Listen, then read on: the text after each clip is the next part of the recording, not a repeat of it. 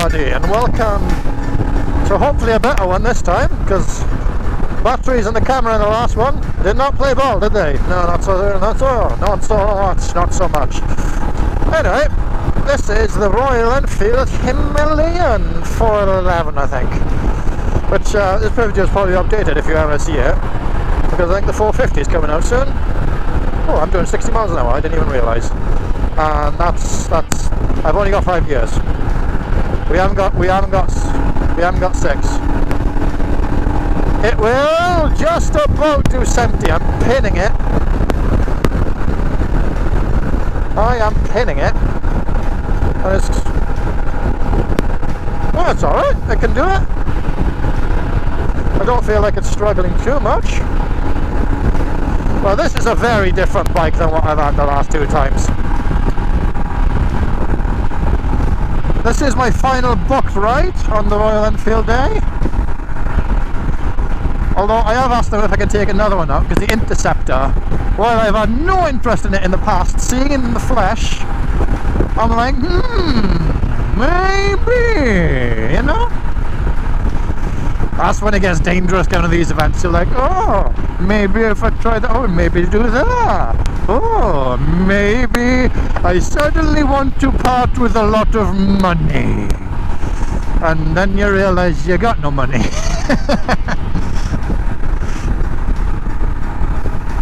But anyway, this, I said, the Super Meteor made you feel powerful. This makes you feel powerful in a very different way. This feels like it could take on the apocalypse. You can hear things vibrate on it, which normally I would say is a bad thing, and yeah, it's probably not a good thing.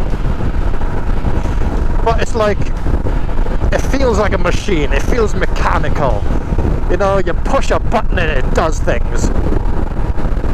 Like, it feels industrial. I feel like if I throw a spanner on it, it will fix it, you know?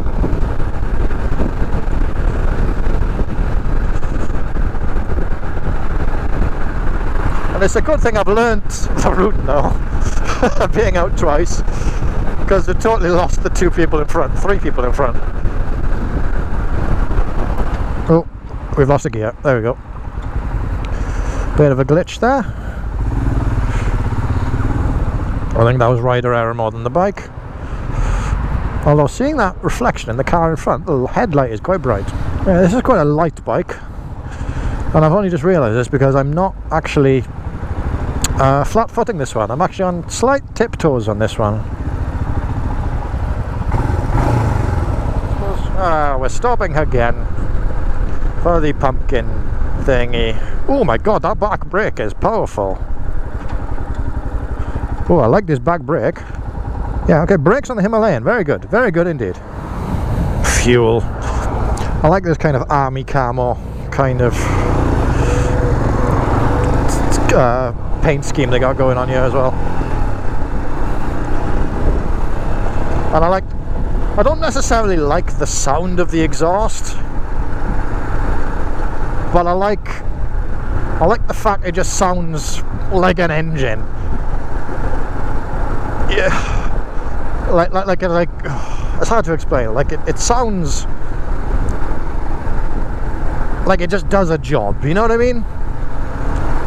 It doesn't sound smooth, it doesn't sound particularly, oh my god, that sounds nice, you know? It sounds like this is a machine to do a job. Like a generator, like a digger, like a truck. It's quite nice to have analog gauges as well. I've noticed that this trip, it's quite nice to have analog gauges. But I've noticed the seat's quite comfy as well. I know people swear by these bikes. People absolutely love these Himalayans, or Himalayans, whatever you want to call it. I guess I can see why. They've got this is definitely a characterful bike. Would I buy one? I think if I was to do some actual off-roading, I might buy one, or planning to do some actual off-roading. But then again, I've never taken a bike off-road, so I don't know what to do. I don't know if this is up for that job or what. because I know people do like seriously long distances with these. I feel like it would need a bit more power for me to consider this being a long distance bike.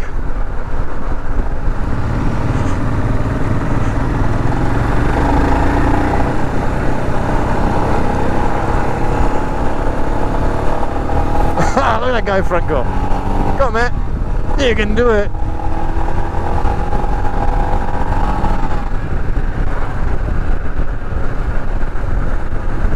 I'm not sure if I'm a fan of the gearbox in this.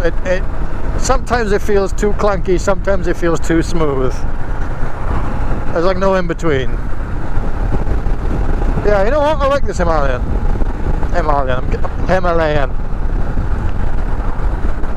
Say it as it's spelled, Scott. Oh, let's give us a pull, go on. Oh, she's full throttle. She's full throttle. And she's not going anywhere very quickly. She's very close to the red line at 70 miles an hour. Probably wouldn't take this to Germany on the Autobahn, let's just say that. I mean, the other Royal Enfields I've tried today, they could be the same way. I don't know. This is the only one I've ridden with a rev gauge. But I would say the Hunter 350, despite I think being less powerful than this, is actually quicker. Don't know if that's because of weight or whatever. I don't know the science behind it. I don't know if it actually is quicker. I could be talking out my bum, but that's what it feels like. But this gives you a different feel. Like I said, it feels industrial. It feels like it does things.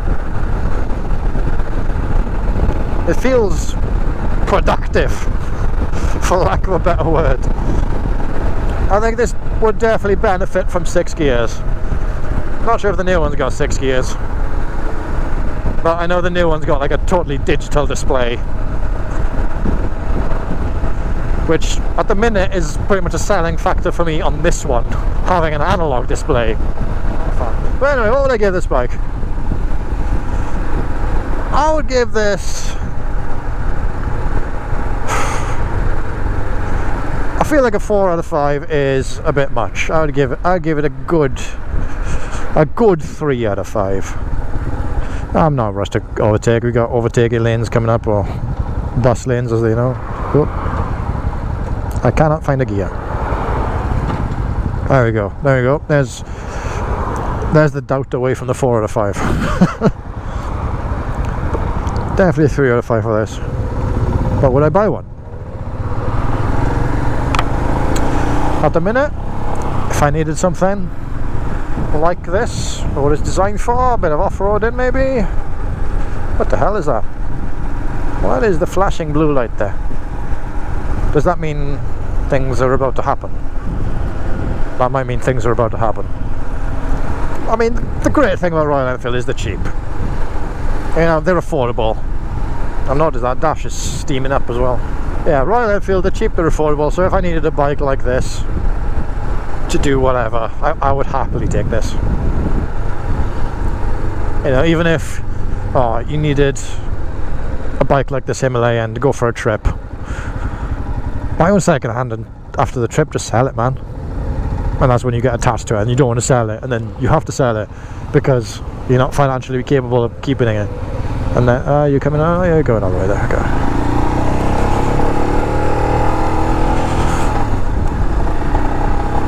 And then you got to sell your main bike, but you don't want to sell your main bike because that's your main bike.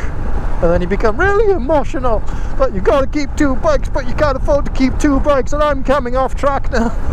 Okay, out of the 3 I've done today, the Hunter, the Super Meteor, and the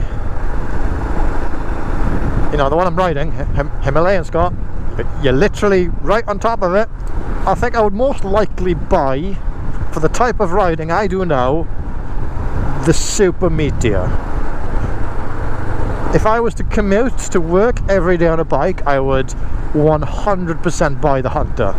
And if I needed this for some like hooligan stuff and doing a bit of off-road, maybe riding a little bit of places I shouldn't be riding, you know, maybe up the forestry, something like that, we'd have to give this a go. I would like to get into off-road riding.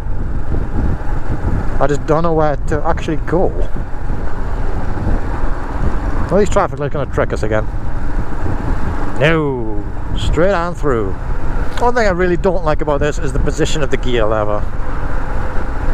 It feels a bit too far back, or maybe down to me. I don't know if there's a way of changing that. Back brake seems fine. Or the gear lever, I don't know. I'm not sold on that. Oh, I like the fact that we can use bus lanes. This particular one, anyway.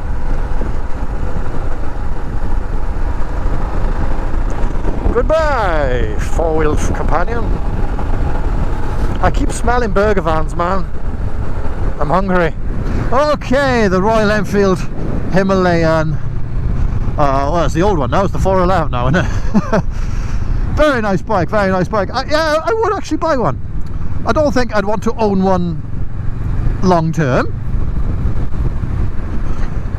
I wouldn't want to own one long term. I think I'd buy one for a trip and then get rid of it. But it would still be my choice for that trip. You know? At the minute I'm riding through these lovely mountains on my Honda Rebel 500.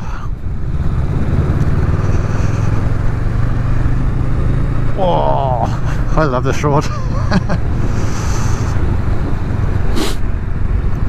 But yeah, the Himalayan, the old one now, the 411, whatever it was, jury's out on the new 450. I like it. Just seems like a simple bike that'll just go. You know, since doing this video I found out they got a bit of a cult following for just that reason. It's a simple bike, it'll do what you need to do. It's not the fastest thing in the world, but nobody really cares. Yeah. Thank you for tuning in. Push that like button, hit the subscribe button, leave a comment down below. I'll see you in the next one.